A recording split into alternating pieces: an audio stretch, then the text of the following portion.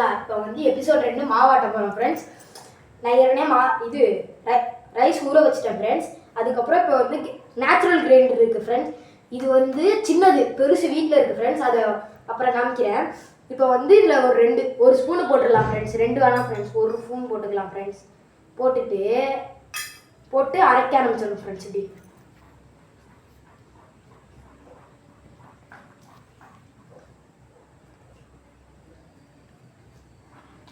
நல்லா அரைஞ்சாலாம் ஃப்ரெண்ட்ஸ். 5 நிமிஷம் இல்லைனா 10 நிமிஷத்தில் இதாகிடும் ஃப்ரெண்ட்ஸ்.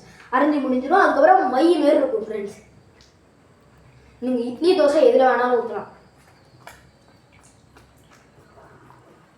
கொஞ்சோண்டு தண்ணி ஊற்றிக்கலாம் ஃப்ரெண்ட்ஸ்.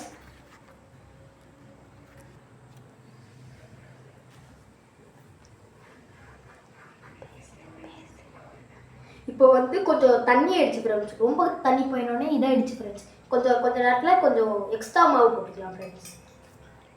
அரிசி போட்டுக்கலாம் ஃப்ரெண்ட்ஸ்.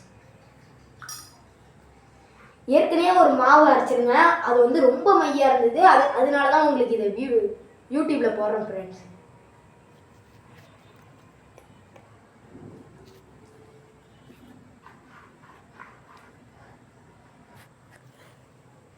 இங்கே பாருங்க ஃப்ரெண்ட்ஸ், மைய மாரி வந்துருச்சு.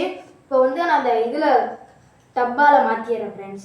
இங்கே பாருங்கள், அந்த கன்சிஸ்டன்சிக்கு வந்துருச்சு ஃப்ரெண்ட்ஸ். இப்போ டப்பாவுக்கு மாற்றிக்கலாம். இங்கே பாருங்கள் ஃப்ரெண்ட்ஸ், வண்டர்ஃபுல்லாக வந்துருச்சு. பாய் பாய், அடுத்த வீடியோவில் பார்க்கலாம்.